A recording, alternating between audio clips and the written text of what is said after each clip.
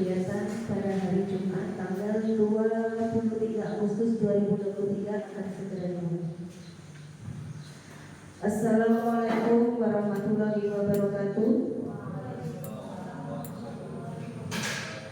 Shalom Om Swastiastu, Tabi Sabalingos Namatai, Salam Sujud Karena, Panempal Hadir Katamino, Bacuratin Kasuraga Basengat, Kajubatan. Puji syukur kami panjatkan kehadiran Tuhan Yang Maha Esa atas nikmat dan karunia-Nya sehingga kita dapat berkumpul di tempat dalam kegiatan desiminasi budaya positif di SMA Negeri 2 Paribatu dalam keadaan sehat walafiat. Yang terhormat Ibu Munikoh Trikartiko Sari SAG MPD selaku Kepala Sekolah SMA Negeri 2 Paribatu. Yang terhormat Ibu Titik Setiana SPDI selaku narasumber, dan yang terhormat seluruh Bapak Ibu Dewan Guru beserta seluruh peserta yang hadir pada hari ini. Adapun susunan acara pada pagi hari ini yaitu yang pertama pembukaan, yang kedua kegiatan desiminasi budaya positif yang akan dilakukan oleh Ibu Titik Setiana SPDI, yang ketiga yaitu penutup. Untuk memasuki acara yang pertama yaitu pembukaan, mari kita bersama-sama membaca basmalah. Bismillahirrahmanirrahim. Yang kedua yaitu sambutan kepada Kepala Sekolah SMA Negeri 2 Paribatu kepada Ibu Munikoh Trikartiko Sari, kami persilakan. Bismillahirrahmanirrahim. Assalamualaikum warahmatullahi wabarakatuh. Salam sejahtera bagi kita semua. Salam Swastiastu, Namo Buddhaya, salam kebajikan, tadi selamat ilmu nalatai, salam sauti kaliling manipam. Adil kata lino bajulang nasuraga, bahasa ingat kajibata. Yang saya hormati Bapak Ibu Dewan Guru yang merupakan peserta desiminasi budaya positif. Yang saya hormati Ibu Titin selaku calon guru penggerak angkatan ke-11. Alhamdulillah, puji syukur kita panjatkan kepada Allah Subhanahu wa Ta'ala bahwasanya pada hari ini kita bisa menghadiri, mengikuti ataupun melaksanakan kegiatan desiminasi yang merupakan proses kegiatan guru penggerak angkatan ke-11 dengan keadaan Tuhan. Dan alhamdulillah pada hari ini di tengah-tengah rutinitas kita juga bisa melaksanakan atau mengikuti desiminasi kasih baik, dan mudah-mudahan ini nanti kita harapkan bisa membawa dampak yang positif bagi kita semua. Kita bisa meniru dan kemudian kita juga bisa melakukan modifikasi terhadap apa-apa yang sudah dilakukan oleh kita nanti. Dan mudah-mudahan kedepannya saya berharap ada lanjutan selain positif, karena akan ada pilihannya nanti Bapak Ibu yang lain untuk juga melakukan kegiatan seperti ini. Terutama saya harapkan juga bisa masuk pada calon guru penggerak angkatan berikutnya. Mudah-mudahan dari semua kita juga ada yang nanti seleksi seperti itu, sehingga diharapkan bahwasanya semua aktivitas akademika yang ada di SMA Negeri 2 Paribatu ini juga sesuai atau bahkan melebihi ekspektasi daripada kategori yang telah ditentukan oleh pihak pemerintah. Sehingga diharapkan meskipun kita diberi saat, kita juga jauh dari pusat keramaian, akan tetapi tidak memberikan satu visi kita, yaitu untuk menciptakan pendidikan yang berkualitas. Itu saja yang bisa saya sampaikan. Kemudian saya akhiri. Mudah-mudahan kegiatan ini sekali lagi dijalankan hingga akhir, membawa keberkahan bagi kita semua. Assalamualaikum warahmatullahi wabarakatuh. Terima kasih atas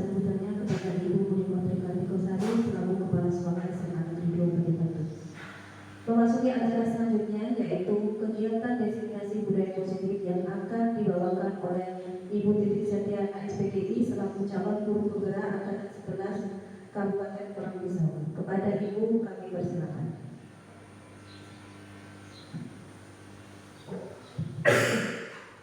Terima kasih. Assalamualaikum warahmatullahi wabarakatuh. Pertama-tama marilah kita panjatkan puji syukur karena pada pagi hari ini kita masih diberi kesehatan sehingga kita bisa berkumpul di ruangan ini untuk melaksanakan kegiatan yang saya lakukan. Kemudian salam tidak lupa juga kita ucapkan kepada Nabi besar Sallallahu Alaihi Wasallam yang telah mendidik kita dari jalan kehidupan menuju jalan yang kami seperti saat ini. Sebelumnya saya ucapkan terima kasih kepada Bapak Ibu guru yang sudah bersedia untuk hadir di kegiatan yang saya lakukan demi memenuhi tugas seperti itu ya, tugas kegiatan diklat guru penggerak angkatan 11. Kebetulan saya sudah memasuki modul 1.4, yakni tentang budaya positif. Nah, untuk budaya positif ini saya mengambil tugas untuk memberikan penguatan pemahaman terkait tentang budaya positif.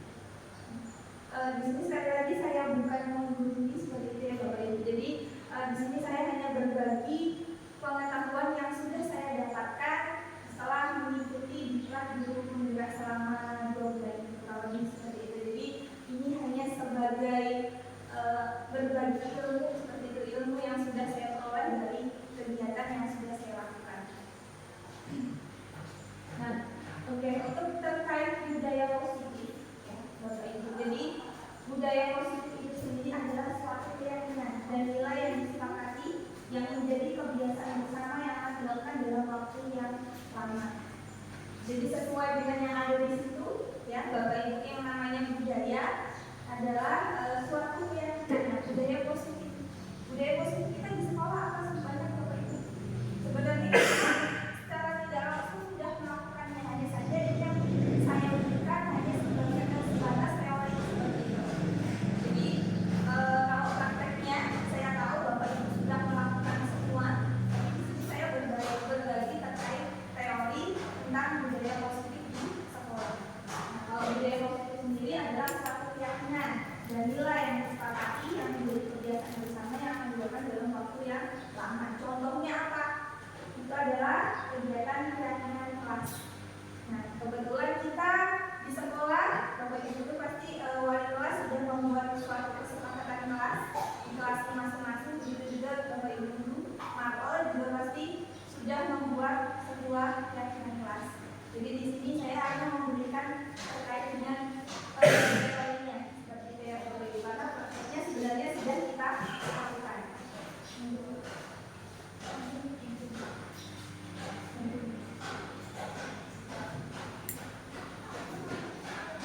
Ya, di sini terkait materi yang sudah saya pelajari pada modul 1.4 guru penggerak, ini pada eksplorasi konsep. Di situ ada tentang paradigma perubahan, yakni teori kontrol. Kemudian ada apa sih itu disiplin positif. Kemudian di situ juga ada hukuman, konsekuensi dan restitusi, apa sih bedanya. Kemudian di situ juga ada tentang keyakinan sekolah atau kelas. Nah, selanjutnya ada 5 posisi kontrol guru. Nah, posisi kita sebagai guru ada 5 seperti itu ya Bapak Ibu. Kemudian ada 3 motivasi perilaku manusia, ada segitiga restitusi, dan terakhir ada kebutuhan dasar manusia.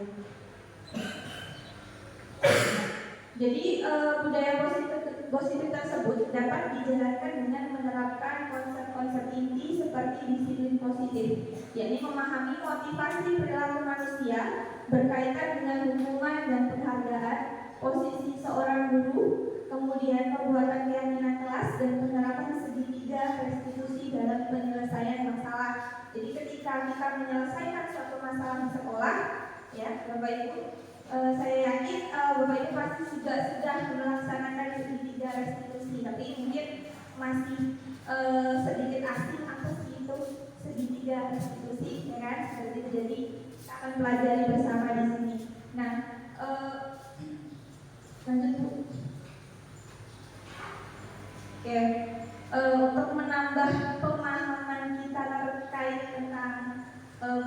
positif. Ya, ini tentang materi pertama. Saya minta bantuannya dua bapak ibu karena ini ada hubungannya dengan fisik. Boleh mungkin yang suami istri minta tolong. Silahkan maju ke depan karena ini ada hubungannya dengan sentuhan fisik seperti itu ya bapak ibu. Boleh? Suami istri. Oke, jadi nanti ada yang bertugas sebagai A dan ada yang B. Nanti Bu Nurul boleh bertugas sebagai A dan Pak Ivan boleh bertugas sebagai B. Si A itu tugasnya adalah mengepalkan tangan. Anggaplah di dalam tangan itu dibayangkan ada sesuatu yang sangat berharga. Jadi upayakan si A itu harus menjaga benda yang ada di dalam kepala tangan itu sekuat tenaga. Dan anggaplah itu sesuatu yang sangat berharga dan penting dalam hidup si A, gitu ya Bu ya. Kemudian untuk B, tugasnya adalah membujuk supaya si A mau memberikan informasi terkait dengan barang berharga yang ada di dalam kepala tangannya. Boleh dengan cara membujuk, merayu, atau mungkin dengan kekerasan juga boleh. Dengan menghardi atau menggoda atau mungkin dengan cara menawarkan sesuatu yang menarik gitu. Jadi ini ada hubungannya dengan rayuan karena Pak Ivan laki-laki, silakan merayu istrinya sendiri seperti itu ya. Monggo. Oke, silakan Pak Ivan, bagaimana rayuannya dulu? Pak Ivan, rayuannya gimana supaya dulu mau memberikan barang berharga? Mau merayu kalau mau ya. Ini yang di sana berusaha supaya dulu menggerakkan apa yang ditegaknya dengan cara apapun. Sesuai dengan ibu maunya mempertahankan atau mungkin mengalah untuk memberikan gitu ya. Silakan. Boleh diiming sesuatu mungkin Pak Ivan ini apa gitu supaya benar mau ngasih.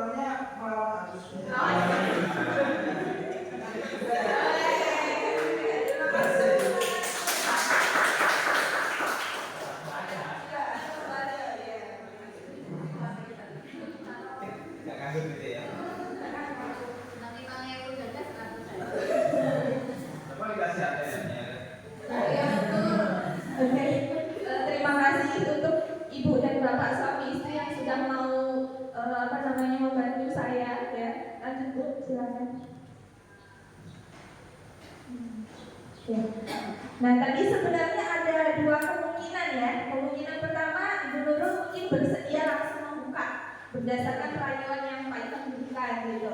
Tapi ada kemungkinan kedua juga bisa tetap bertahan dengan benda. Tapi ternyata karena Pak Ivan menggunakan kekerasan seperti itu sehingga Bu Nurul kalah seperti itu ya. Jadi bersedia untuk membuka. Nah dari sini ya kita pahami bahwa ada beberapa seperti itu bayangan kita terkait tentang siswa. Pada dasarnya ilusi pertama, guru mengontrol murid. Pada dasarnya kita dapat memaksa murid untuk berbuat sesuatu jika murid tersebut memilih untuk tidak melakukannya. Jadi dari yang dilakukan oleh Bu Nurul sama Pak Ivan tadi ya, kita tahu bahwa sebenarnya kalau kita hubungkan dengan murid ya, sebenarnya murid itu punya keinginannya sendiri seperti itu dalam dirinya. Dia berhak untuk menolak dan dia juga berhak untuk menerima terima. Tapi terkadang ilusi kita sebagai guru itu bisa mengontrol murid, artinya kita bisa memaksa mereka seperti itu. Ya, jadi itu ilusi kita. Padahal sebenarnya siswa itu punya punya keinginan sendiri gitu. Mereka berhak untuk memilih untuk menerima ataupun memilih untuk tidak, seperti itu. Jadi ilusi kita, anak-anak kita guru seperti itu, kita berhak untuk memaksa. Tapi sebenarnya siswa itu pasti ada sesuatu dalam dirinya yang berusaha untuk menolak ataupun menerima, seperti itu. Lanjut Bu. Oke, itu tadi ilusi yang pertama ya, Bapak Ibu, bahwa guru itu bisa mengontrol murid. Kemudian ilusi yang kedua, bahwa semua penguatan positif efektif dan bahwa semua penguatan positif itu efektif dan bermanfaat. Ternyata penguatan positif atau bujukan adalah bentuk kontrol. Segala usaha mempengaruhi murid agar mengulangi suatu perilaku tertentu adalah suatu usaha untuk mengontrol murid tersebut. Jadi yang dilakukan Pak Ivan tadi kan merayu seperti bilang membujuk, tapi ternyata dengan membujuk pun Bu Nurul masih punya cara untuk menolak seperti itu, ya. Nah itu artinya bahwa setiap penguatan positif ataupun bujukan rayu itu bukan berarti bisa mampu ya untuk meluluhkan murid seperti itu, bukan berarti bisa seperti itu. Jadi itu hanya sekedar ilusi kalau ternyata penguatan positif itu efektif, padahal tidak terlalu efektif gitu kalau penguatan positifnya. Tadi kan Pak Ivan sudah memberikan penguatan positif nih berupa menurut apa namanya tadi Pak? Angkat tangan, angkat satu ya kan, itu menurut pintar gitu. Jadi ilusinya di sini bahwa semua penguatan positif itu tidak berarti efektif. Gitu. Lanjut.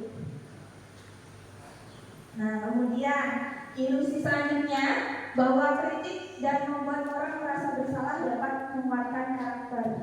Nah di sini ada hubungannya dengan ketika siswa bermasalah seperti itu ya Bapak Ibu. Jadi ketika siswa bermasalah, kita mencoba untuk mengontrol murid dengan cara memberikan dialog, membuat rasa bersalah gitu. Itu ternyata juga belum efektif seperti itu, hanya sekedar ilusi saja ternyata. Itu ya Bapak Ibu. Jadi kritik yang membuat orang merasa bersalah itu ternyata juga ilusi untuk menguatkan suatu karakter. Nah selanjutnya ilusi bahwa orang dewasa memiliki hak untuk memaksa. Kalau tadi kan guru, ya kan. Kalau ini kita anggap sebagai kita ini orang dewasa, gitu. Orang dewasa itu punya hak kok untuk memaksa. Tapi ternyata anak itu juga berhak untuk memilih. Jadi kurang lebih sama dengan yang pertama. Tapi yang pertama tadi posisi kita sebagai guru, kalau ini posisi kita sebagai orang dewasa. Gitu. Lalu siapakah pemegang kontrol sesungguhnya? Nah, siapa kira-kira Bapak Ibu?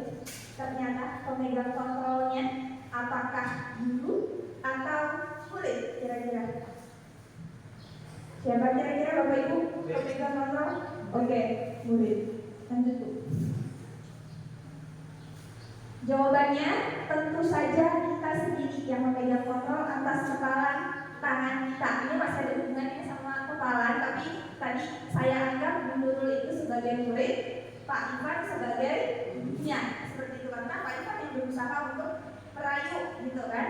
Nah di sini jelas bahwa sebenarnya Bu Nurul itu punya kontrol atau kuasa terhadap haknya seperti itu, atau kepala tangannya tadi dia berhak untuk membuka atau menutup seperti itu. Jadi semuanya bergantung pada diri sendiri kepada itu. Nah, motivasi perilaku manusia.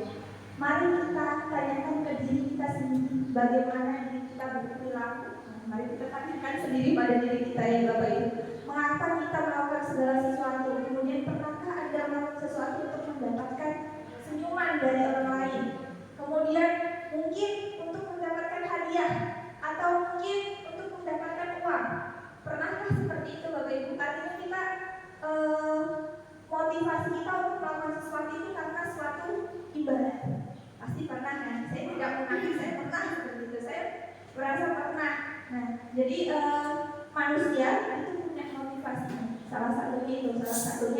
poinnya adalah untuk mendapatkan imbalan. Iya.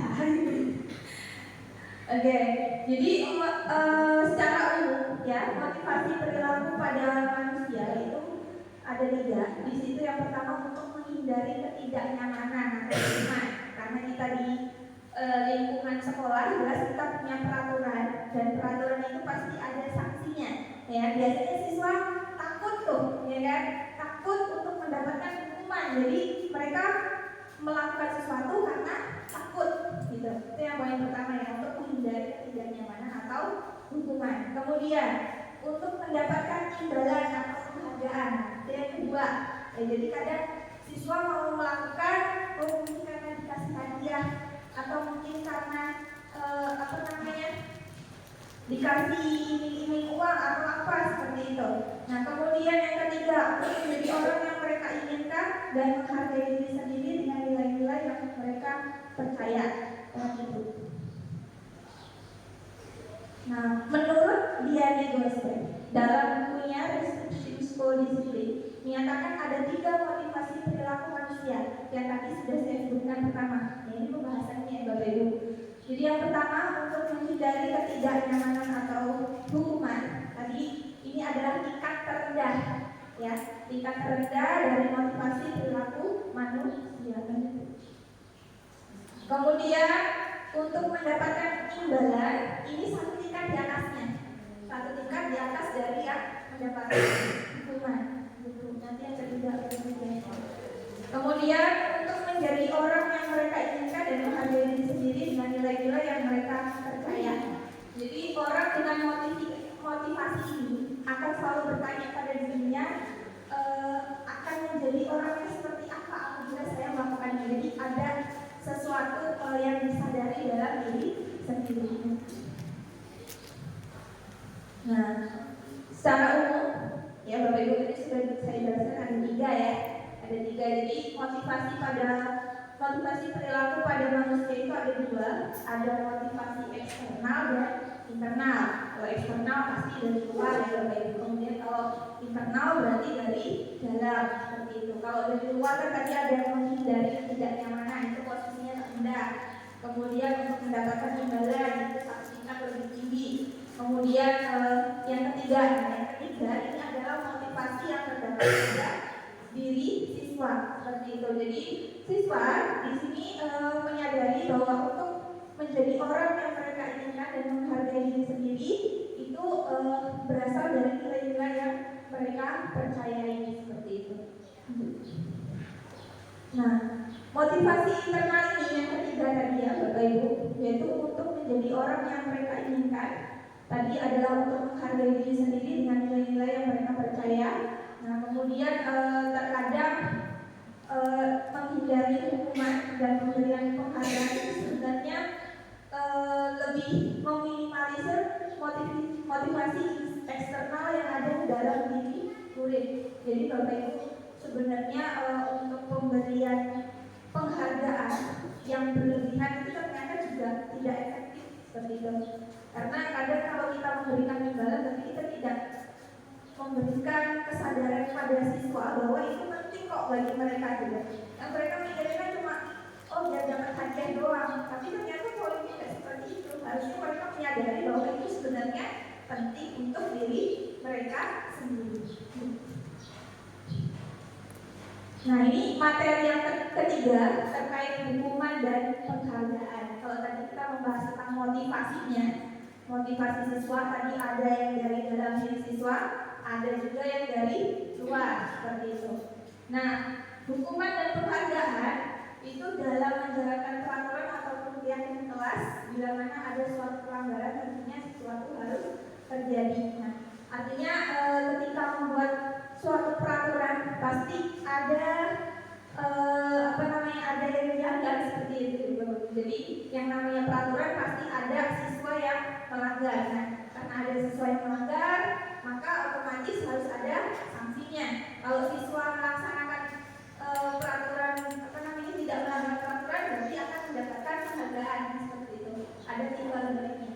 Kemudian yang kedua, tindakan terhadap suatu pelanggaran pada umumnya berbentuk hukuman konsekuensi. Kemudian yang ketiga, dalam pembahasan ini akan menggunakan program disiplin positif yang dinamakan restitusi. Jadi hukuman dan penghargaan, ya Bapak Ibu, ini ada hubungannya dengan tindakan terhadap suatu pelanggaran. Nah, nanti kita akan membahas apa itu perbedaan antara hukuman, konsekuensi, dan juga restitusi. Oke. Nah, ini di sini ada tentang hukuman atau konsekuensi. Nah, kira-kira Bapak Ibu, saya minta tolong tuliskan di bukunya masing-masing, ya, di coretannya. Ketika siswa membersihkan coretan yang dibuatnya di meja tulis, itu masuk ke dalam hukuman kah atau konsekuensi? Jadi saya minta tolong Bapak Ibu silahkan dijawab, ya, dijawab dulu di bukunya masing-masing. Kira-kira itu boleh?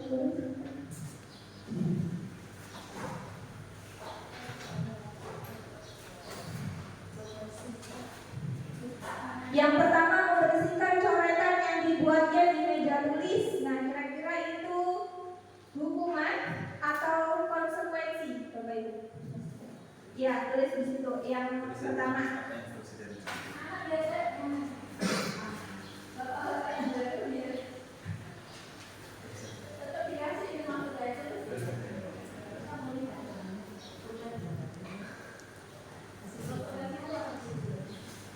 Nah, kalau yang kedua itu murid diminta untuk push up 15 kali karena menggunakan masker ke sekolah. Menurut Bapak Ibu itu masuk hukuman atau konsekuensi?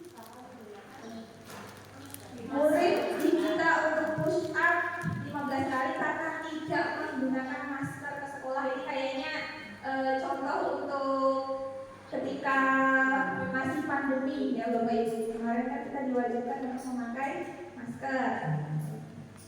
Kemudian yang ketiga, menggantikan kertas tugas teman yang telah dicoret-coret. Itu masuk mana Bapak Ibu? Masuk ke hukuman atau konsekuensi kira-kira. Nah, berjemur di lapangan basket pukul 12 siang karena mengobrol dengan teman. Itu apa jawabannya kira-kira? Ibu yang di sini kelihatan? Nomor 5. 1, 2, 3. Nomor 5, murid diminta bertelanjang kaki sepanjang hari karena tidak menggunakan sepatu warna hitam sesuai dengan peraturan sekolah. Kemudian berdiri di depan kelas sambil mengangkat kaki 1 karena tidak bisa menjawab pertanyaan.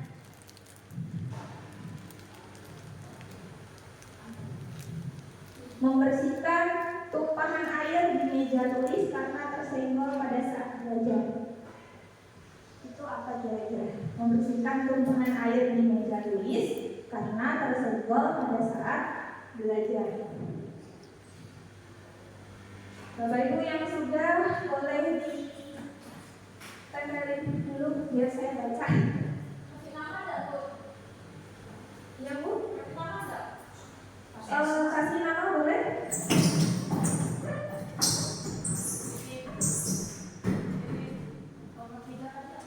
Nomor 3, menggantikan kertas tugas teman yang telah dicoret-coret. Jadi dia coretin buku tugas temannya.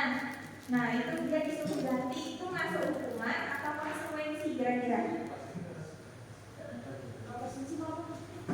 Nomor 1, membersihkan coretan yang dibuatnya di meja tulis.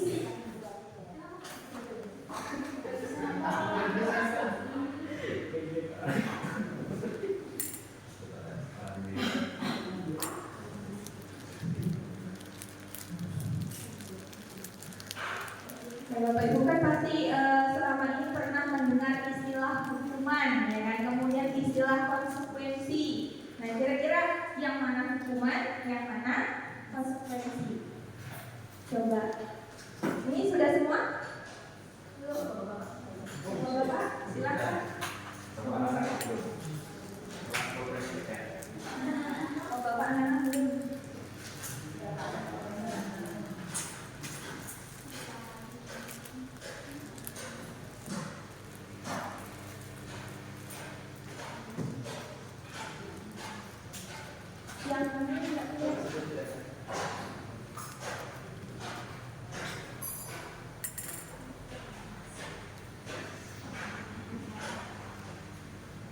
Macet.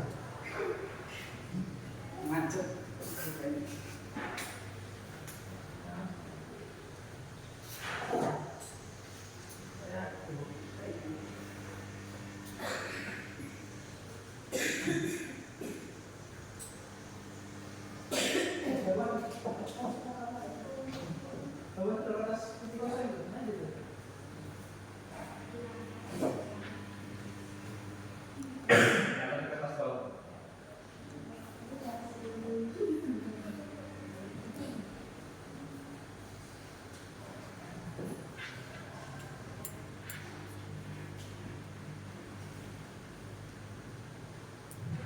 Ya, terima kasih ya Bapak Ibu atas partisipasinya. Saya sering jalan-jalan ke olahraga ya.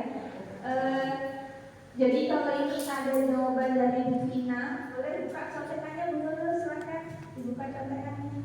Ya, itu contekannya Bapak Ibu. Jadi kalau untuk yang poin 1 membersihkan coretan yang dibuatnya di meja tulis itu jelas adalah konsekuensi. Oke. Kemudian murid diminta untuk push up 15 kali karena tidak menggunakan masker ke sekolah. Ini Bapak Ibu jawabnya ada yang konsekuensi, ada yang hukuman. Oke, jadi kenapa kok hukuman ya Bapak Ibu? Karena ternyata di situ ada hubungannya dengan kekerasan fisik. Seperti itu. Jadi secara tidak langsung ketika kita anak-anak melakukan suatu pelanggaran, kemudian kita memberikan suatu sanksi yang spontan.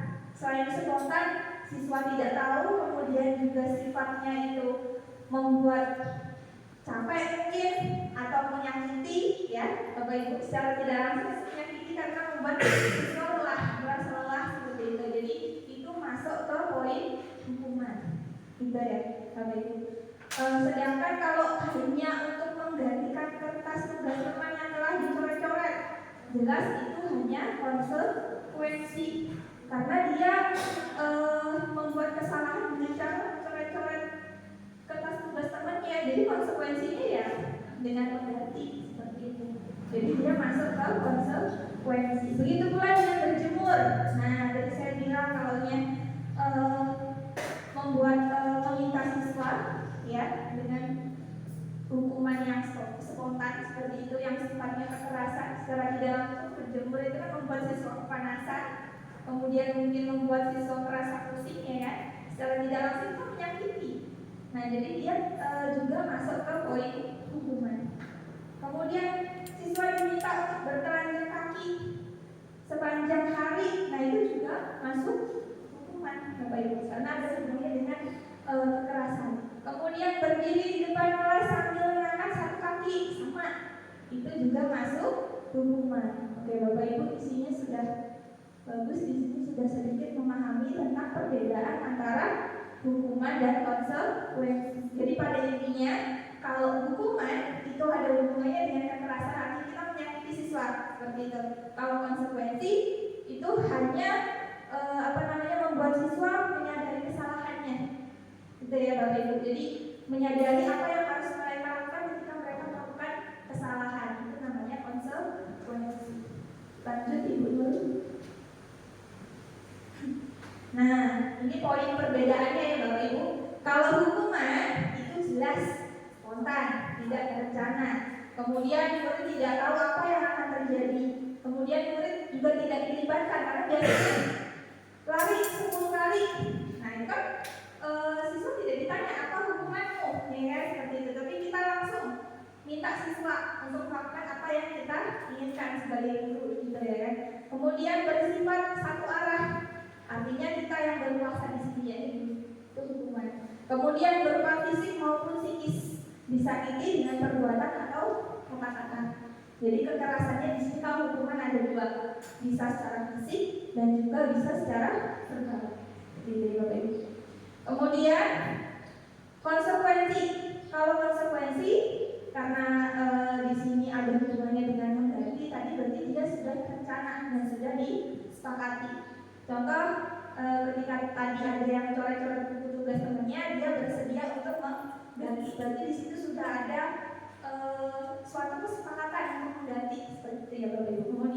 dibuat guru dan murid sudah tahu sebelumnya serta konsekuensinya.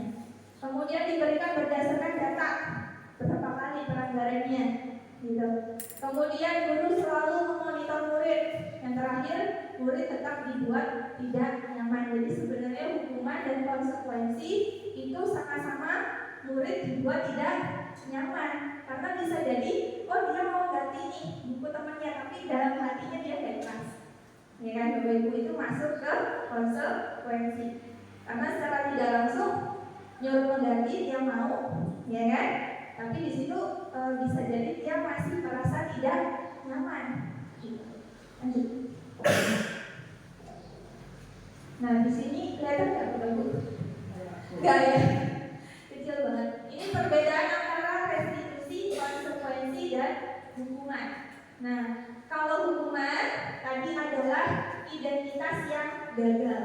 Artinya sesuatu yang seharusnya tidak kita lakukan, yang seharusnya tidak kita lakukan. Jadi dia masuk ke identitas yang gagal. Tapi kalau sanksi atau konsekuensi itu masuk identitas yang berhasil atau sukses, karena bisa menumbuhkan sifat kedisiplinan siswa. Seperti itu. Jadi itu bedanya antara hukuman dan konsekuensi. Konsekuensi masih bisa berhasil seperti itu ya Bapak Ibu.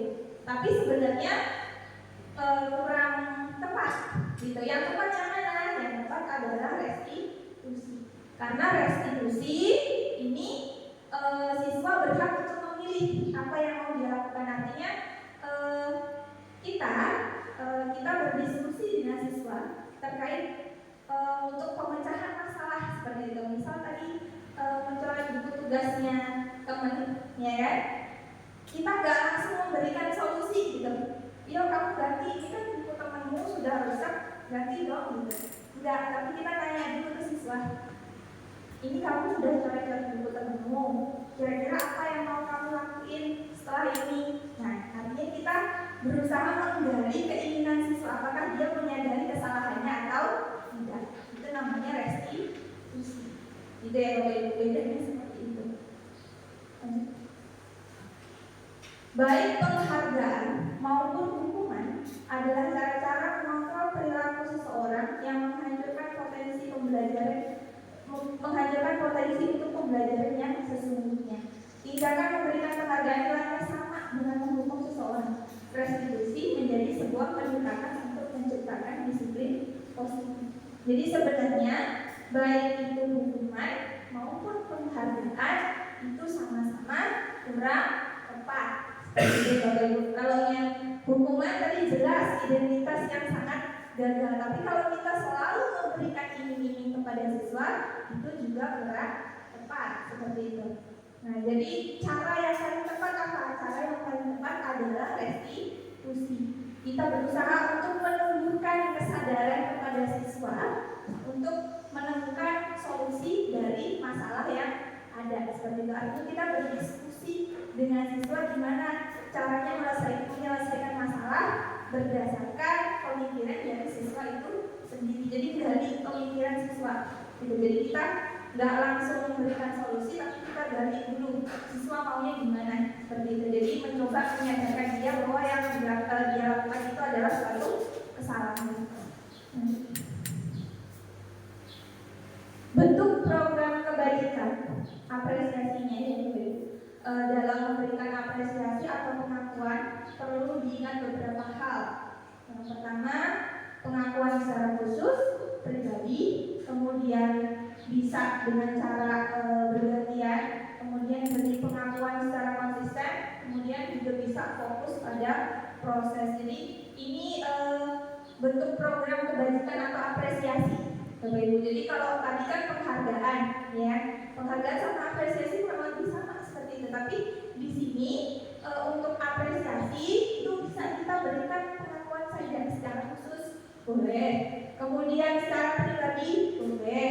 Kemudian mungkin ke semua murid di depan teman-temannya, boleh, gitu ya Bapak Ibu.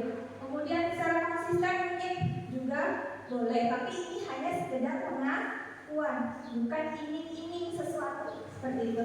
Karena kalau kita memberikan iming-iming, nanti siswa melakukan sesuatu itu karena ada iming-imingnya, seperti itu ya Bapak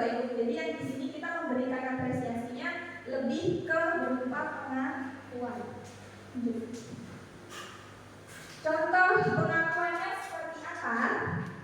Nah, misal kemarin ibu perhatikan, gitu. Jadi memberikan suatu kata-kata yang sifatnya untuk mengapresiasi Bapak Ibu. Ya, nilai kebajikannya apa? Yang jelas rasa empati.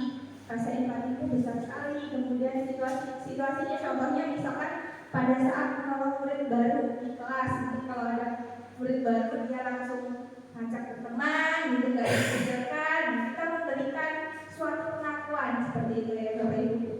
Kemudian contoh situasi pada saat kamu membantu teman-temanmu di tugas kelompok. Nah, bisa jadi kita bilangnya itu menghargai apa yang sudah kamu lakukan seperti itu. Nah, nilai kebajikannya apa? Nilai kebajikannya adalah kepedulian. Itu jadi selain kita membuat kesepakatan kelas, kita juga berusaha untuk menggali nilai-nilai kebajikan yang ada pada siswa. Itu kita menyepakati nilai-nilai kebajikan yang harus ditanamkan siswa itu apa.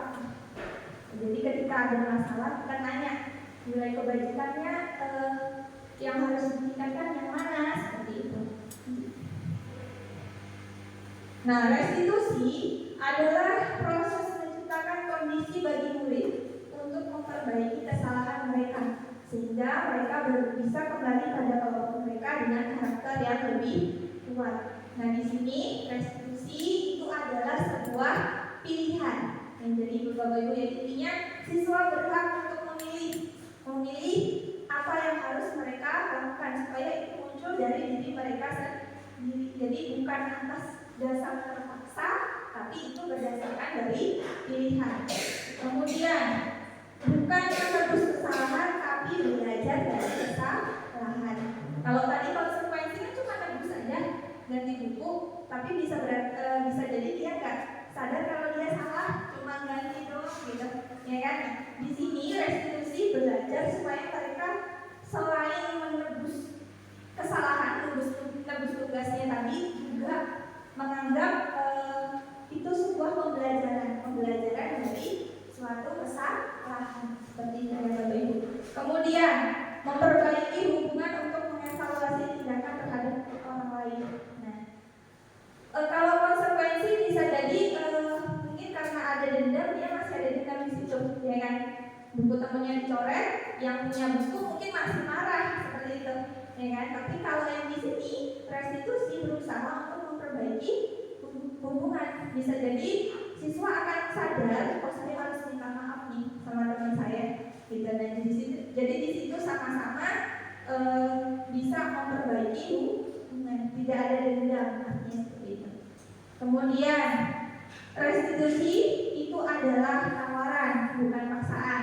Ya Bapak Ibu yang harus digarisbawahi, intinya restitusi itu adalah suatu tawaran, bukan paksaan. Kemudian mencari kebutuhan dasar yang mendasari tindakan. Nah, itu adalah restitusi.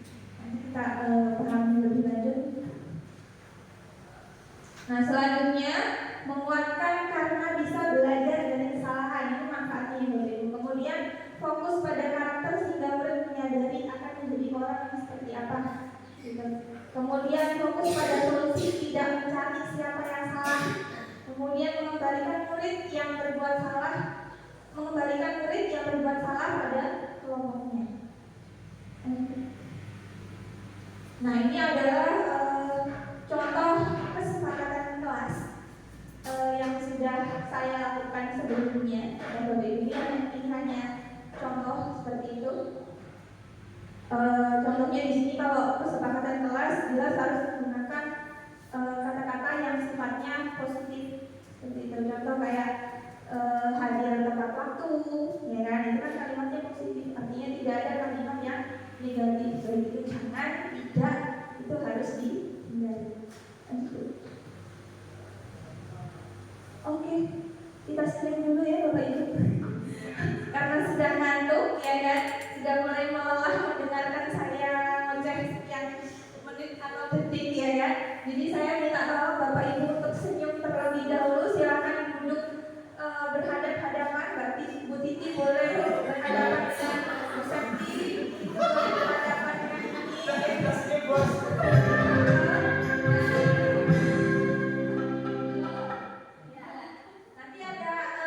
musiknya.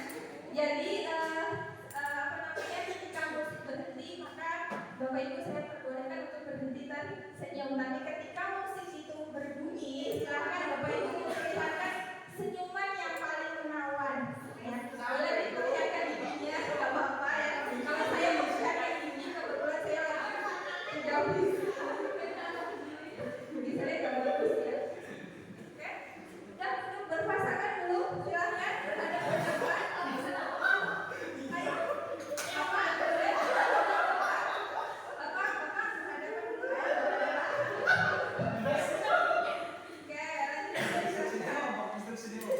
Instruksinya hanya untuk senyum. Ketika musik berhenti, Bapak Ibu boleh berhenti untuk tersenyum. Senyum yang menawan. Boleh ketawa, yang penting tersenyum.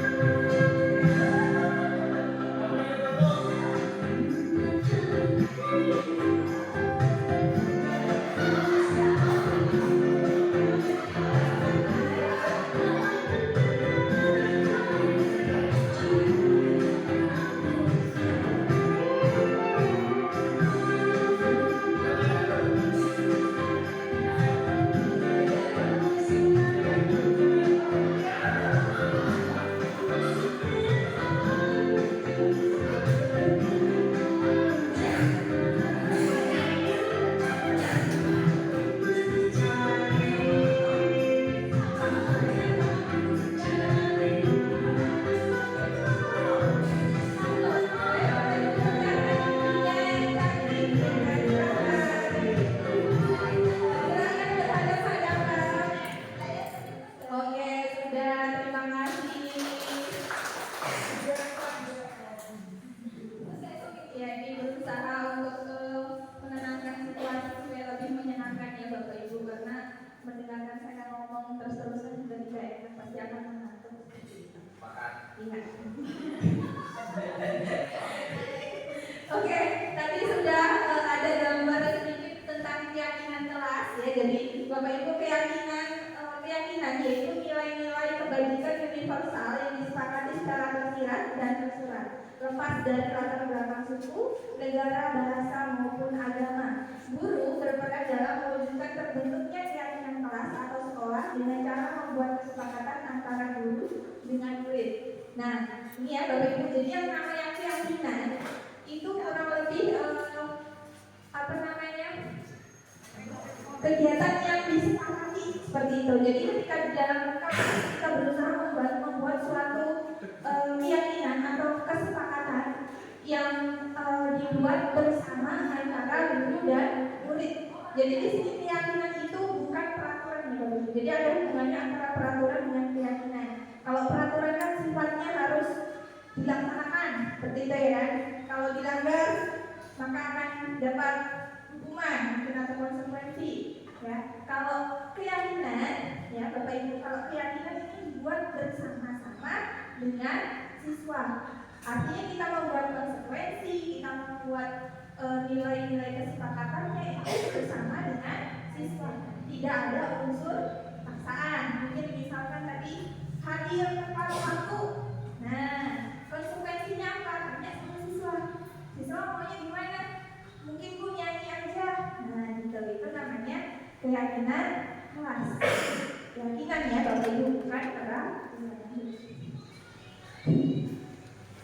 Prosedur pembentukan keyakinan sekolah atau kelas itu mempersilahkan warga sekolah atau murid di sekolah untuk bertukar pendapat. Jadi kita minta pendapat sama siswa, gitu ya. Jadi tidak berdasarkan paksaan dari guru, tapi kita membuat suatu kesepakatan itu dengan siswa bersama-sama, gitu. Kemudian dicatat semua masukannya. Nah, masukannya dicatat, kemudian disusun berdasarkan prosedurnya. Misal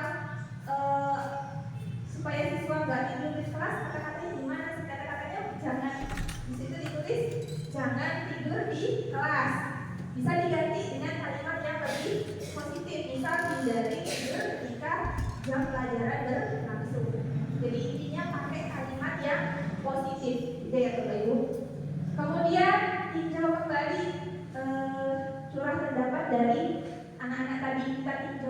seperti itu. Setelah kita dapatkan kesepakatan, kita tunggu lagi apakah ini bisa diterapkan atau tidak, seperti itu. Kemudian proses persetujuan dan penandatanganan terakhir adalah publikasi.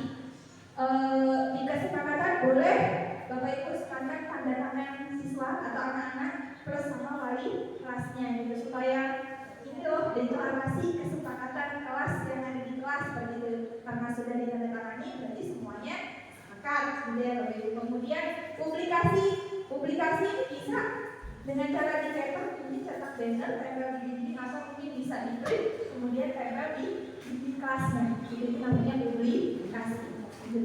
Supaya apa? Supaya siswanya gitu ya Bapak Ibu. Kemudian lanjut ke materi selanjutnya, itu kebutuhan dasar manusia. Nah, pada dasarnya setiap manusia itu memiliki tujuan tertentu, ya kan? Kalau punya tujuan berarti harus ada usaha untuk mendapatkan tujuan itu, ya kan? Ketika kita mendapatkan tujuan yang kita inginkan, sebetulnya saat itu kita sedang memenuhi satu atau lebih dari satu kebutuhan dasar kita. Kebutuhan dasar kita ada berapa sih? Boleh dibuka Bu? Nah, itu adalah kebutuhan dasar kita sebagai manusia. Yang pertama, bertahan hidup. Yang kedua, menguasai sebagai penguasa, seperti itu. Kemudian kesenangan, kebebasan, kasih sayang, dan rasa diterima. Gitu. Nah, ketika seorang murid melakukan suatu perbuatan yang bertentangan dengan nilai-nilai kebaikan atau melanggar peraturan, hal itu sebenarnya dikatakan mereka gagal memenuhi kebutuhan dasar mereka. Ya, nah, contoh kasusnya, Ibu Zulaika, guru wali kelas 9, sedang menghadapi ulah salah satu muridnya, namanya Tommy. Ya kan, beberapa anak telah mengeluh Tommy ini seringkali meminta bekal pada makan siang mereka dengan cara memaksa. Kemudian jika Anda sebagai Ibu Zulaika, apa yang akan Anda lakukan? Menurut Anda, kira-kira apa alasan Doni melakukan hal ini? Betul. Iya, yang pertama mungkin alasan Tommy ya, Bapak Ibu, karena ia lapar dan orang tuanya tidak membawakannya bekal makan siang, maka kebutuhan dasar yang sedang berusaha dipenuhi oleh si Tommy itu adalah bertahan hidup. Karena kita manusia butuh makan, butuh nutrisi, seperti itu ya Bapak Ibu. Jadi di sini tadi poin pertama tadi adalah bertahan hidup. Jadi kita supaya hidup itu butuh. Nah, kebutuhan dasar kita itu. Karena di sini Tommy tadi suka ngambil bekal temannya, berarti dia berusaha untuk memenuhi kebutuhan yang paling dasar, yaitu lapar. Seperti itu ya Bapak Ibu. Lanjut, bertahan hidup atau tetap survive. Yang kedua mungkin alasannya karena dia merasa senang temannya jadi memperhatikan dia. Ketika temannya melaporkan tindakannya itu pada gurunya dan gurunya memberitahu orang tuanya, sehingga orang tuanya jadi memperhatikan dia. Maka kebutuhan dasar yang sedang dipenuhi oleh Tommy adalah kasih sayang dan rasa diterima. Gitu. Kalau tadi kan dia kebutuhan dasar yang pertama mungkin karena dia lapar, kemudian dia berusaha untuk bertahan hidup. Yang kedua mungkin alasan Tommy itu karena dia sebenarnya butuh perhatian, butuh kasih sayang, seperti itu. Ketika dia menjahili temannya, kemudian temannya lapor secara tidak langsung, maupun orang tua akan memperhatikan dia, seperti itu.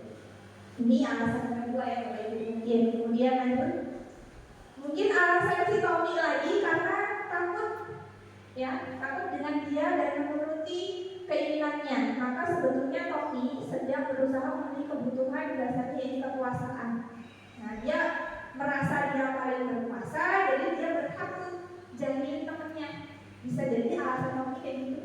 Dia berusaha jadi bos, ya, jadi bos gengnya, seperti itu. Jadi penguasa di kelas lainnya, seperti itu. Mungkin yang keempat karena dia merasa bosan dengan bekal makanan yang dibawakan oleh ibunya, karena ibunya selalu membawakan bekal yang sama. Oleh karena itu dia ingin mencoba makanan temannya yang mereka beraneka ragam. Maka Tommy sedang berusaha memenuhi kebutuhan, yakni kebebasan. Ya Bapak Ibu, jadi bisa jadi si Tommy dikasih bekal sama ibunya, tapi menunya sama tiap hari gitu. Jadi dia berusaha untuk cari rasa yang lain. Nah itu berarti dia berusaha memenuhi kebutuhan dasar ini kebebasan.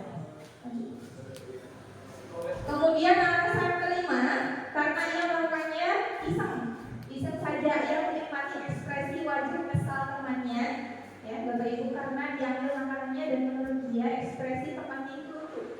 Kemudian maka berarti Tommy sedang berusaha memenuhi kebutuhan, yakni kesenangan. Nah jadi menurut dia, ketika dia membuat temannya itu kesal, itu adalah sesuatu yang menyenangkan. Ini ciri-ciri kurang lebih kayak psikopat ya Bapak Ibu.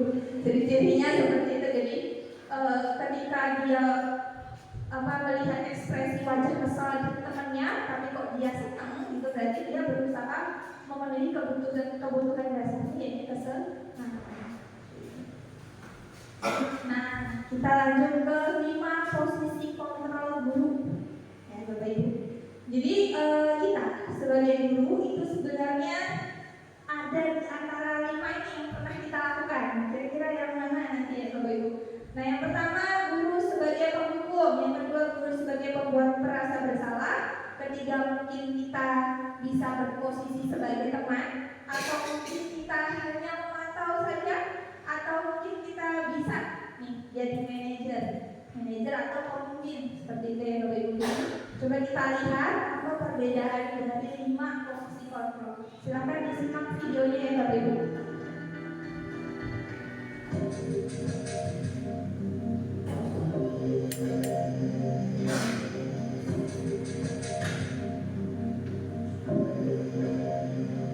Nalan, sini kamu. Selamat pagi Bu. Selalu terlambat. Kamu deh pasti terlambat. Maaf Bu, saya Apa? Apa coba? Alasan kamu apa lagi? Kapan sih kamu tidak terlambat? Malas sekali ya kamu jadi anak. saya Dasar pemalas. Gak kapok-kapok sih kamu. Sudah berapa kali terlambat?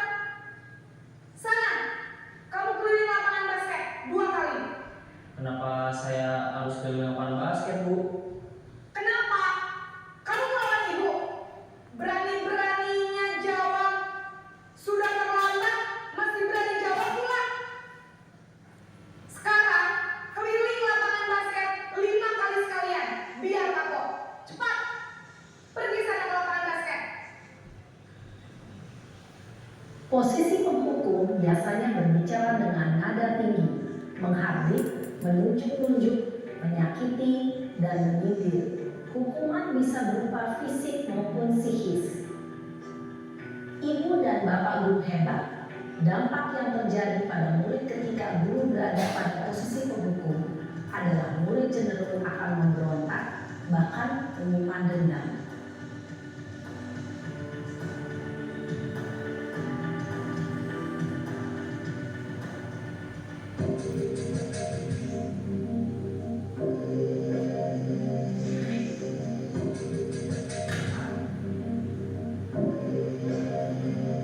Nalan!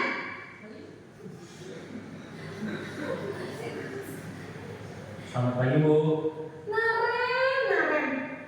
Kamu kenapa terlambat lagi, nak? Ya Tuhan, Naren. Kamu senang ya bikin ibu susah ya? Kalau kamu terlambat lagi, nanti ibu yang ditegur bapak kepala sekolah, nak. Disangka ibu tidak bisa membina kamu. Duh, gimana ini? Maaf Bu. Duh, Gusti Naren. Kamu suka ya kalau ibu ditegur bapak kepala sekolah? Terus, sekarang ibu harus tulis apa yang di buku absen? Ini kamu sudah sering terlambat loh. Ibu harus apa coba? Maaf Bu. Maaf sekali. Ya sudah, lain kali jangan bikin ibu susah lagi anak ya. Ibu tidak akan kuat lagi kalau kamu gini terus. Bisa jantungan kalau ibu ditegur bapak kepala sekolah. Sana cepat ke kelas. Maaf ya Bu. Maaf sekali. Posisi pembuat rasa bersalah berbicara dengan nada tenang, cenderung lembut, namun kata-kata yang diutarakan membuat murid merasa menjadi orang yang gagal, memandang buruk dirinya sendiri, merasa tidak berharga, dan tidak sanggup membahagiakan orang lain. Ketika guru mengambil posisi pembuat rasa bersalah, murid akan menganggap dirinya yang bersalah dan ia akan menyimpan emosi negatif tersebut di dalam dirinya.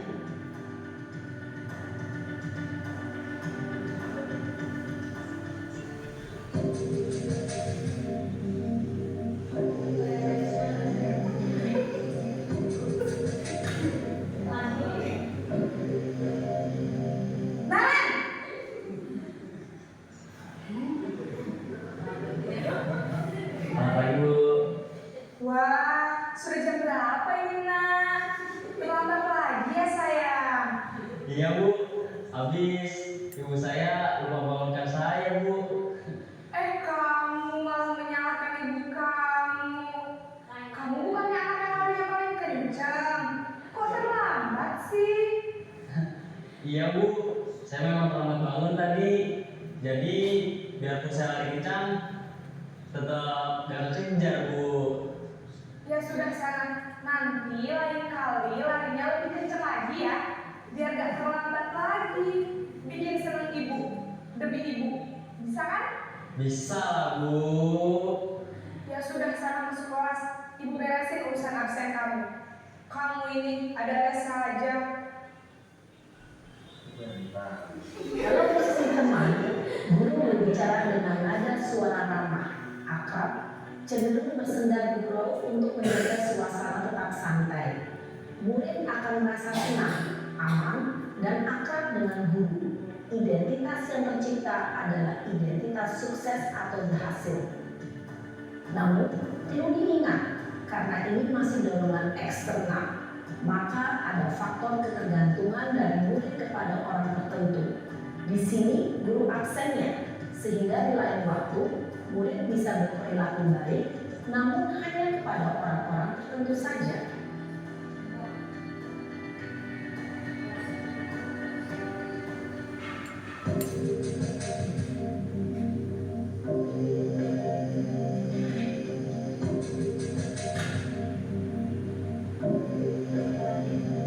Naren!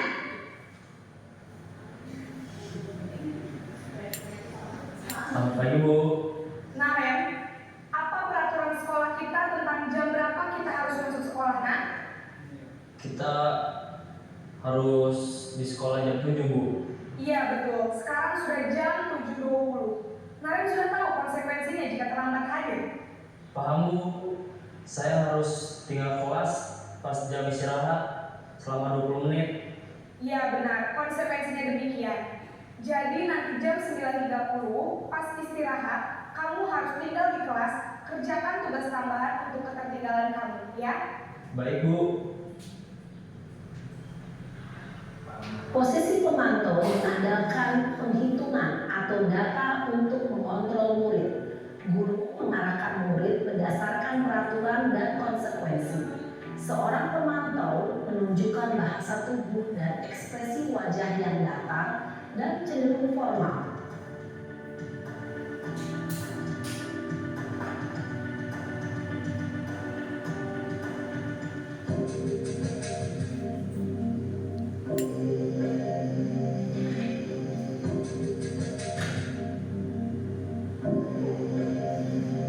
Naren!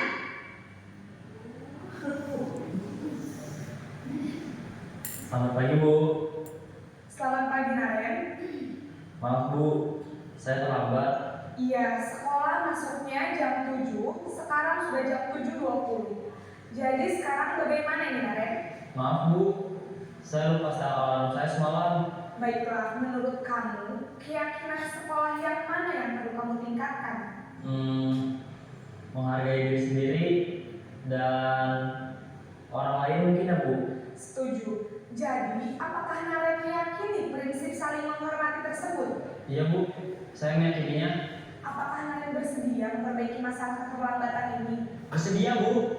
Bagaimana kamu akan perbaiki masalah keterlambatan ini? Saya akan coba untuk tidak lupa menyetel alarm saya, Bu. Baik, kalau Naren lupa menyetel alarm di rumah, ada orang yang kira-kira bisa bantu mengingatkan tidak? Ada, Bu. Kakak saya, Kak Emma. Ada lagi selain Kak Emma? Selain Kak Emma, ada ibu saya. Baik, jadi yang mengingatkan Naren adalah Kak Emma dan ibu kamu ya? Kira-kira akan mulai setel alarm kapan nih Naren? Setelah pulang sekolah, akan segera saya lakukan. Baik, jadi Naren akan setel alarm untuk bangun besok pagi dan akan diingatkan oleh kakak dan ibunda Naren ya. Ada lagi yang mungkin perlu dilakukan Naren agar tidak terlambat bangun lagi? Tidak ada, Bu. Baik Naren, terima kasih untuk kerjasama kamu. Sekarang kamu perlu kembali ke kelas untuk belajar. Baik, Bu.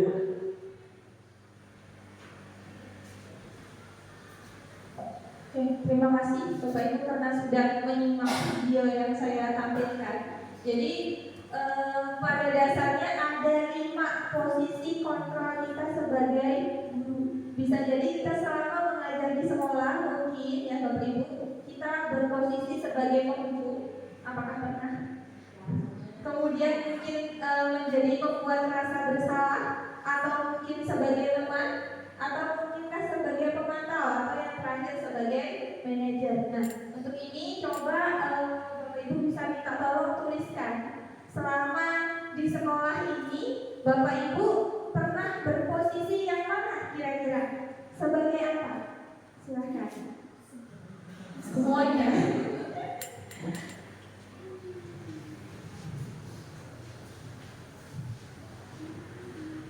Ya, silahkan diisi. Pertama sebagai pengukur, tadi pembuat rasa bersalah, teman, pemantau atau manajer. Nah, tadi contoh perilakunya sudah saya tampilkan di video ya Bapak Ibu. Semoga sudah dipahami, semoga Bapak Ibu paham. Bisa jadi Bapak Ibu bisa menghubungkan, mengaitkan kira-kira selama mengajar di SMA Negeri 2 Parlibat ini akan berposisi sebagai yang mana? Apakah mungkin penghukum, pembuat rasa bersalah, teman, pemantau ataukah manajer? Silakan diisi.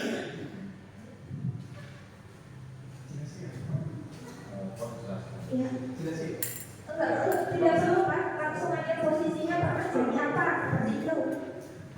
Mungkin pernah jadi 5-5-nya, boleh tulis 5-5-nya. Kalau pernah 3 aja ya, boleh tulis hanya 3.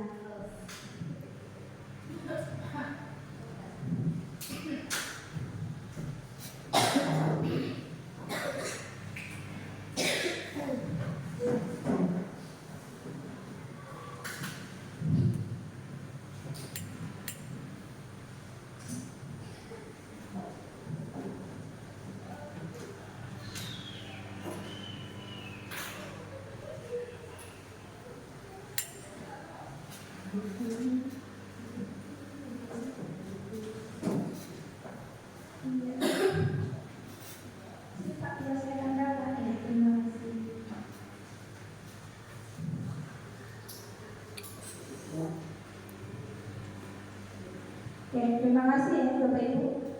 Jadi ternyata di sini ada yang hanya berposisi sebagai 2 saja, ada yang 1 langsung jadi manajer, ada yang 2 sebagai teman hukum, ada yang 5-5-nya sudah pernah merasakan, sudah pernah melakukan seperti itu perilakunya. Kemudian ada juga yang cuma 3 seperti teman, pemantau ataupun manajer. Jadi Bapak Ibu dari kelima kontrol posisi kita sebagai guru itu sebenarnya yang paling ideal adalah posisi yang paling terakhir, yakni posisi sebagai manajer. Boleh kita cek dulu? Ya. Posisi ideal seorang guru yaitu berbuat sesuatu bersama dengan murid, mempersilahkan murid mempertanggungjawabkan perilakunya, kemudian mendukung murid agar dapat menemukan solusi atas permasalahannya sendiri. Posisi manajer mengacu pada restitusi yang dapat menjadikan murid sebagai manajer bagi dirinya sendiri sehingga tercipta identitas positif positif atau berhasil pada diri murid. Jadi setiap posisi kontrol tadi ada dampak negatifnya ya Bapak Ibu, yang tadi poin 1 sampai 4. Tapi kalau yang poin terakhir, poin 5 itu sebenarnya yang paling ideal seperti itu, karena di posisi ini itu mengacu pada yang namanya restitusi. Restitusi ini adalah solusi untuk memecahkan suatu masalah. Tapi cara memecahkannya itu mempersilahkan murid mempertanggungjawabkan perilakunya. Artinya kita menggali siswa untuk menyadari kesalahannya sendiri. Bagaimana cara mereka melakukan, kita tanyakan ke siswanya. Nah itu namanya restitusi. Jadi poin paling penting sebagai posisi kontrol guru yang paling bagus dan paling ideal itu adalah sebagai manajer. Nah, segitiga restitusi. Nah, tadi kan sudah sedikit membahas tentang restitusi ya Bapak Ibu. Nah, restitusi ini ada langkahnya seperti itu. Langkah-langkahnya disebut sebagai segitiga restitusi. Yang pertama, menstabilkan identitas. Teorinya gimana? Misal kita semua akan melakukan hal terbaik yang bisa kita lakukan. Kemudian validasi tindakan yang salah. Semua perilaku memiliki alasan. Teorinya ya Bapak Ibu. Kemudian menanyakan keyakinan. Kita semua memiliki motivasi internal. Nah, jadi segitiga restitusi ini ada 3 langkahnya. Langkah menstabilkan identitas, validasi tindakan yang salah, dan terakhir adalah menanyakan keyakinan. Ya. Nah ini adalah segitiga restitusi. Tadi ada 3 ya, boleh lanjut. Yang pertama, menstabilkan identitas. Nah ini dilakukan berdasarkan prinsip bahwa membuat kesalahan adalah bagian dari proses pembelajaran. Artinya kita menekankan pada siswa bahwa setiap orang pasti bisa melakukan kesalahan seperti itu ya Bapak Ibu, yang nantinya akan menggeser identitas gagal ke arah identitas yang sukses. Nah, contoh nih pernyataan ketika menstabilkan identitas, mungkin kita bisa memberikan pernyataan kepada siswa, Ibu tahu ya kalau setiap orang itu pasti melakukan kesalahan seperti itu. Nah itu namanya menstabilkan identitas. Artinya berbuat salah itu adalah hal yang manusiawi. Kemudian tidak ada manusia yang sempurna. Kemudian kita pasti bisa menyelesaikan masalah ini. Nah, Bapak Ibu tidak tertarik untuk mencari tahu siapa yang benar, siapa yang salah. Bapak Ibu lebih tertarik untuk menyelesaikan masalah. Kemudian ada juga nih pernyataan terakhir, contohnya yang kita sampaikan kepada siswa. Kalau kamu menyalahkan dirimu sendiri terus-menerus, apakah kamu bersikap baik pada dirimu sendiri? Itu namanya menstabilkan identitas. Contoh pernyataan ketika kita berhadapan dengan siswa seperti itu ya Bapak Ibu. Validasi tindakan yang salah. Nah ini dilakukan berdasarkan prinsip bahwa setiap perilaku berupaya memenuhi suatu kebutuhan tertentu, sehingga guru atau orang tua akan bergeser pada pemikiran stimulus respon yang menjadi proaktif, serta akan lebih mengenali dan mengakui kebutuhan murid atau anak. Jadi validasi tindakan yang salah ini intinya berprinsip bahwa kita harus mengenali dan mengakui kebutuhan dasar dari murid kita sendiri. Nah, contoh, kamu pasti punya alasan kenapa melakukannya. Nah, itu contoh yang kita sampaikan ke siswa gitu ya Bapak Ibu. Itu termasuk ke validasi tindakan yang salah. Apa yang penting bagi kamu? Kemudian kamu bolehlah berusaha menjaga sikap itu, tapi tambahkan sikap yang lain yang baru. Kemudian ada lagi, maukah kamu belajar cara lain untuk mendapatkan yang kamu butuhkan tanpa harus memukul? Misal kalau ada kasus siswa memukul temannya, gitu ya. Pasti kan kita tadi menstabilkan identitas, misalkan ibu tahu setiap orang bisa melakukan kesalahan seperti itu, tapi kan kamu pasti punya alasan kenapa melakukan hal tersebut, gitu kan. Kemudian kita masuk ke validasi tindakan yang salah. Maukah kamu belajar cara lain untuk mendapatkan yang kamu butuhkan tanpa harus memukul? Itu contoh ya Bapak Ibu.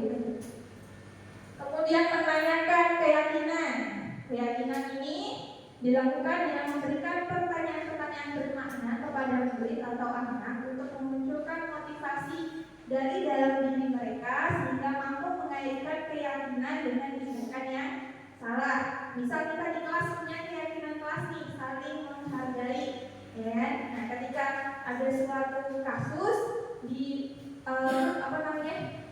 di poin ketiga menanyakan keyakinan, kita bisa tanya ke siswa, apa peraturan kelas yang kamu yakini, ya, yang kamu pelajari hari ini yang mana? Nanti kan siswa akan sadar, oh ternyata yang saya belajar adalah peraturan kelas saling menghargai. Seperti itu namanya menanyakan keyakinan. Contoh pertanyaan ya Bapak Ibu. Apa nilai yang kita percaya di sekolah? Nilai-nilai apa yang telah kita sepakati? Kemudian kelas yang ideal itu seperti apa sih? Kamu ingin jadi anak yang seperti apa? Kemudian apa yang kamu rasakan ketika kamu melakukan itu? Kamu menjadi orang yang seperti apa? Contoh yang kita sampaikan ke anak untuk menanyakan keyakinan. Nah, segitiga restitusi dalam menyelesaikan masalah di sini, guru yang berperan sebagai manajer menggunakan segitiga restitusi dalam menyelesaikan masalah melalui 3 tahapan, yakni menstabilkan identitas, validasi tindakan yang salah, dan menanyakan keyakinan. Tujuannya satu, yakni menghasilkan murid yang mandiri dan bertanggung jawab. Poin penting itu sebetulnya Bapak Ibu. Jadi dari posisi ideal kita tadi sebagai manajer, ya kan? Secara tidak langsung kita sudah melaksanakan segitiga restitusi. Itu karena segitiga restitusi sudah tercakup ke dalam posisi sebagai manajer.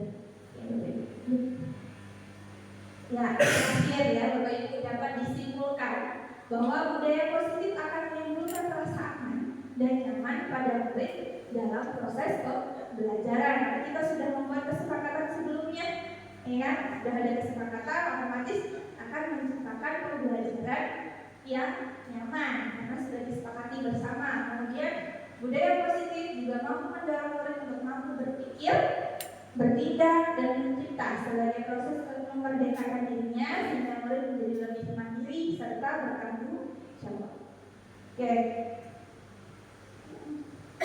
Terima kasih. Mungkin itu yang bisa saya sampaikan. Ya. Terima kasih atas kesediaan dari Bapak dan Ibu guru yang mau mendengarkan definisi saya tentang budaya positif.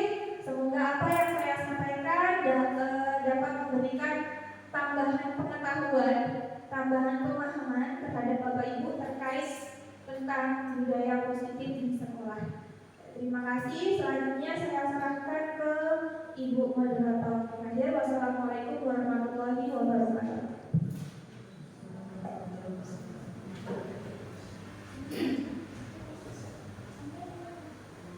Baik Bapak Ibu, itu tadi materi yang sudah disampaikan kepada Ibu Titin Septiana SPDI. Jadi di sini saya meminta Bapak Ibu untuk melakukan umpan balik dari apa yang sudah dilakukan sama Ibu Titin tadi.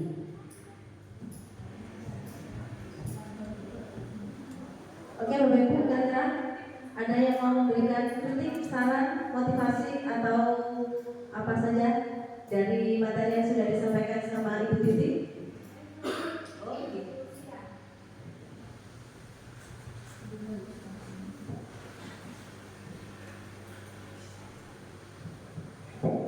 Baik, terima kasih. Menarik sekali apa yang tadi dipaparkan oleh Bu Titin. Saya melihatnya bahwasanya apa yang disampaikan oleh Bu Titin ini memang pada tataran yang ideal yang baik kita sebagai guru maupun kita sebagai orang tua, baik itu di rumah maupun di sekolah, memang kita harus mempunyai pengetahuan yang cukup bahkan lebih terkait bagaimana kita mengatasi atau menangani peserta didik ataupun anak kita seperti itu. Karena memang bagaimana yang disampaikan oleh Ali bin Abi Thalib bahwa didiklah anakmu sesuai dengan zamannya. Dan zaman anak sekarang tidak jelas berbeda dengan zaman kita dulu, bahkan ketika zaman saya kecil dulu begitu ya, nggak perlu ada apa namanya, zaman dulu tidak ada orang tua ataupun anak yang protes terhadap apapun yang dilakukan oleh guru ataupun yang dilakukan oleh orang tua. Nah sekarang itu berbeda, karena mungkin anak-anak sekarang lebih pintar, lebih cerdas, pengetahuannya lebih lebih banyak dibandingkan kita, karena dia memegang gadget seperti itu. Nah terkait dengan permasalahan kita, terutama di sekolah ini kan ada banyak guru, tentunya mempunyai pemahaman yang berbeda-beda tentang bagaimana kita mengatasi permasalahan baik dengan anak maupun dengan siswa seperti itu. Kemudian pengetahuan itu jelas akan berdampak pada bagaimana memberikan sikap yang berbeda menyikapi suatu masalah anak. Misalkan nih, contoh anak membuat masalah, siswa atau anak kita misalkan membuat masalah, karena di sini tentunya banyak orang-orang dewasa. Kita saja sama di rumah ada suami, ada istri aja juga mempunyai pandangan yang berbeda. Nah kita di sini juga begitu, apalagi di sini banyak. Nah tiap orang jelas tidak akan. Contoh terkecil saja, misalkan anak-anak kecil-kecil, bocil-bocil yang dibawa bapak ibu kadang ke sekolah itu tantrum gitu, rebutan mainan, kemudian yang satu minta merebut punya temannya, kan seperti itu. Itu aja mohon maaf, cara bapak ibu guru menyikapinya, bapak ibu yang punya anak-anak itu juga berbeda-beda. Ada yang langsung dikasih, atau mungkin ada yang ayo pinjam dulu ya, ini tolong dikasihkan sama yang ini, kasihan menangis. Yang satunya nggak mau, yang satunya mungkin ada yang mau memberikan. Nah, seperti itu. Menurut ibu materi ini, bagaimana sih sebenarnya hal yang harus dilakukan atau hal yang harus dipahami oleh kita sebagai orang tua ataupun sebagai guru, terutama kita di komunitas yang banyak seperti itu, supaya tidak mengatasi masalah. Contoh saja yang saya contohkan kecil tadi, berebut mainan saja itu bisa teratasi dengan satu pandangan, sehingga tidak ada kesalahpahaman di antara kita yang ada di sini. Ini mohon maaf saya kasih contoh yang mungkin yang kecil begitu yang kita hadapi, apalagi dengan anak-anak SMA itu jelas lebih besar. Nah, saya kasih contoh yang terkecil saja. Oke, baik, terima kasih. Terima kasih. Ya, terima kasih Ibu atas tanggapan dan pertanyaannya.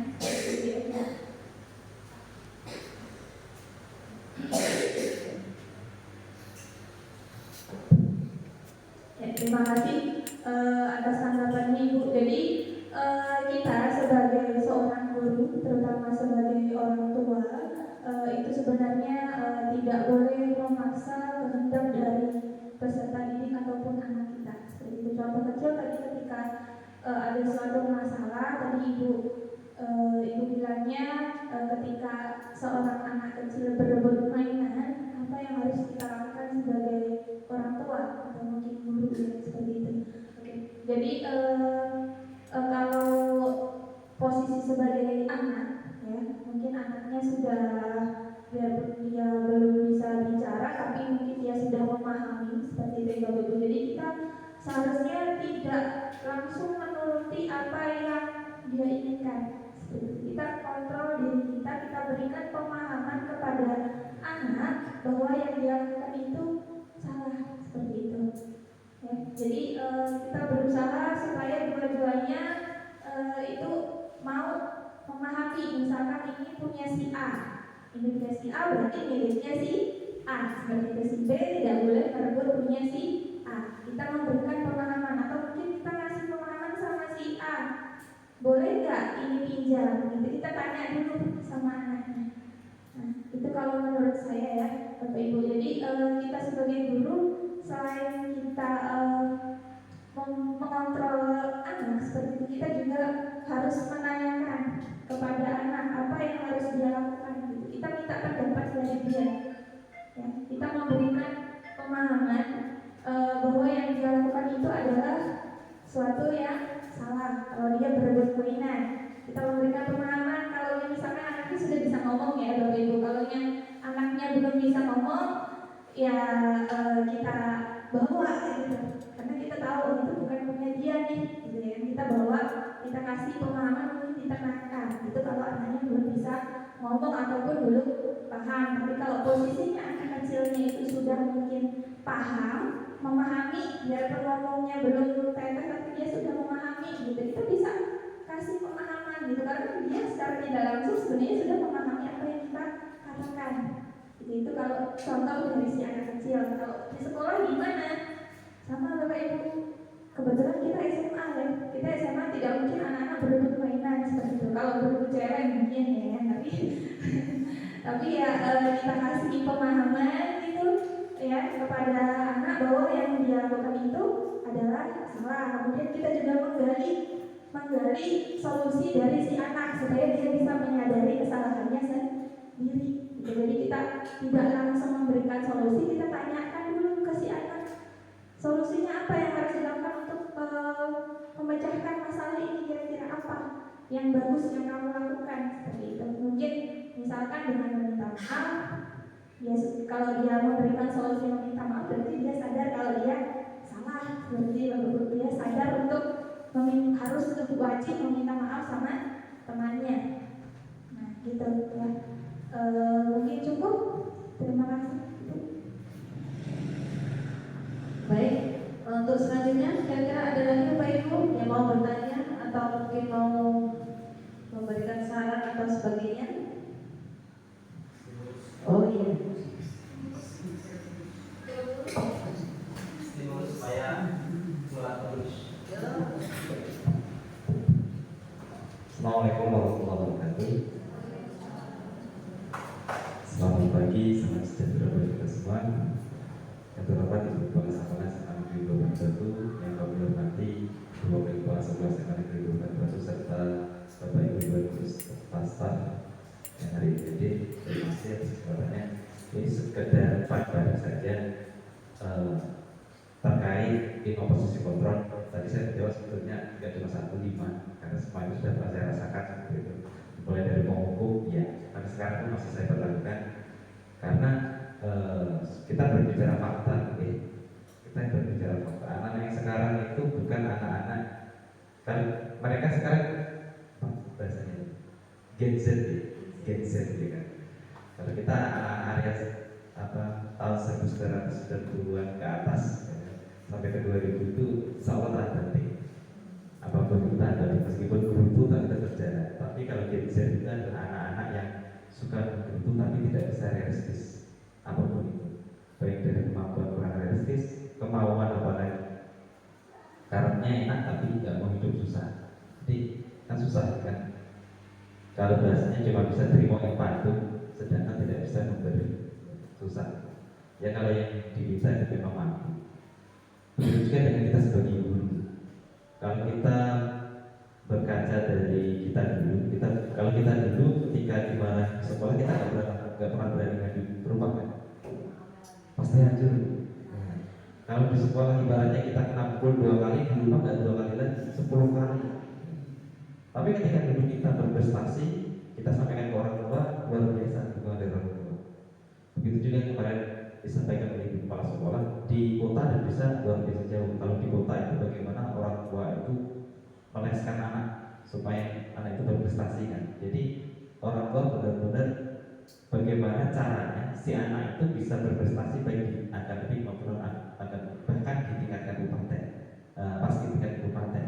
Bahkan ada anak-anak itu yang benar-benar di di les ya, atau diprivatkan supaya mereka benar-benar masuk.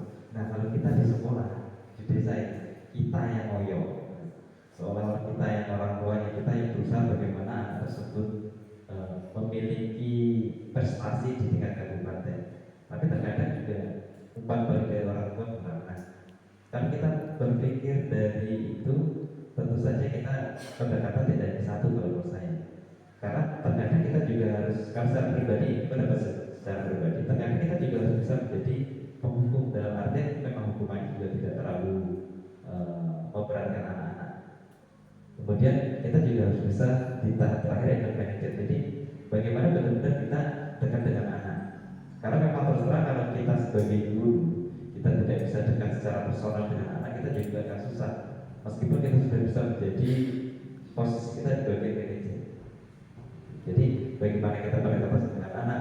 Jadi ketika kita pun menggunakan teknik menghukum, ketika anak itu memang sudah sadar kesalahannya, insya Allah juga tidak terlalu anaknya juga tidak sampai dendam. Tapi memang momen-momen yang menghukum dan pendidikan merasa bersalah ya, pernah saya lakukan karena benar-benar luar biasa jengkel. Karena memang anak tersebut baru saja dikasih tahu, baru saja melakukan kesalahan dan mengatakan tidak melakukannya, ternyata dengan sadanya merokok di jalan, lepas-lepas di depan saya, seolah-olah tidak ada rasa bersalahnya ataupun tidak ada rasa malu. Tapi itu kemarin sudah saya sampaikan secara personal ke anaknya, memang harus berubah seperti itu. Meskipun kalau secara teori salah, secara teori salah, saya mengakui itu, tapi ya saya salah. Mungkin seperti itu.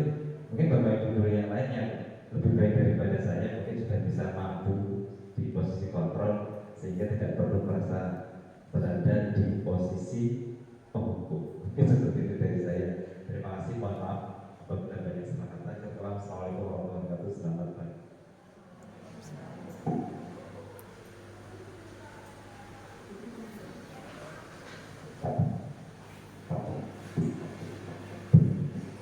Terima kasih pada Pak Trio atas tanggapannya. Jadi saya di sini posisinya tidak menggurui, sekali lagi ya Bapak Ibu, kita sama-sama belajar seperti itu. Jadi karena di sini saya sudah lebih dulu seperti itu, anggaplah lebih dulu tahu gitu, karena berhubung mempelajari tentang modul 1.4 tentang budaya positif.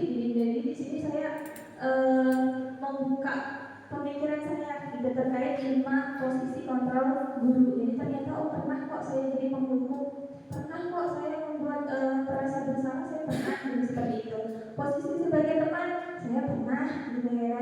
Nah jadi di sini saya jadi terbuka seperti itu, memahami bahwa ternyata posisi yang paling ideal itu sebenarnya adalah posisi sebagai manajer. Secara teori seharusnya seperti itu Bapak Ibu. Yang secara teori yang bagus adalah posisi ideal sebagai manajer. Jadi dari sekarang ya kita sama-sama belajar mencoba untuk berposisi yang ideal seperti itu Bapak Ibu, menghindari posisi-posisi yang lain yang sifatnya negatif. Seperti itu contoh sebagai penghukum, karena ternyata posisi yang seperti itu berdampak negatif ternyata seperti itu ya Bapak Ibu. Mungkin kalau yang masih ringan ya tidak akan timbul dendam, tapi bahayanya kalau misalkan pas pulang sebenarnya di bocorin sama anak-anak, kan bisa jadi seperti kita menghindari hal-hal yang tidak diinginkan seperti itu. Jadi Bapak Ibu kita di sini sama-sama belajar, semoga kita bisa menerapkan ya, mengubah paradigma kita terkait dengan posisi kontrol guru. Jadi yang posisi yang paling ideal itu sebenarnya adalah sebagai manajer. Gitu. Terima kasih. Baik, terima kasih. Ada lagi Bapak Ibu yang mau ditanyakan atau open balik? Tidak ada? Oke, baik kepada Bapak Ibu yang sudah memberikan open balik ataupun pertanyaan tadi yang sudah disampaikan sama Bu Titi. Jadi sekali lagi kita beri tepuk tangan untuk Bu Titi.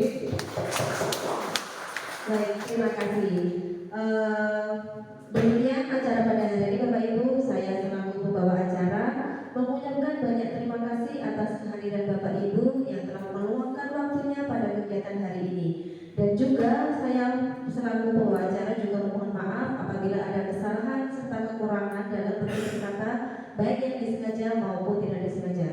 Marilah kita tutup acara kegiatan hari ini dengan mengucapkan hamdalah. Terima kasih. Itu saja dari saya selaku pembawa acara. Akhir kata, wassalamualaikum warahmatullahi wabarakatuh.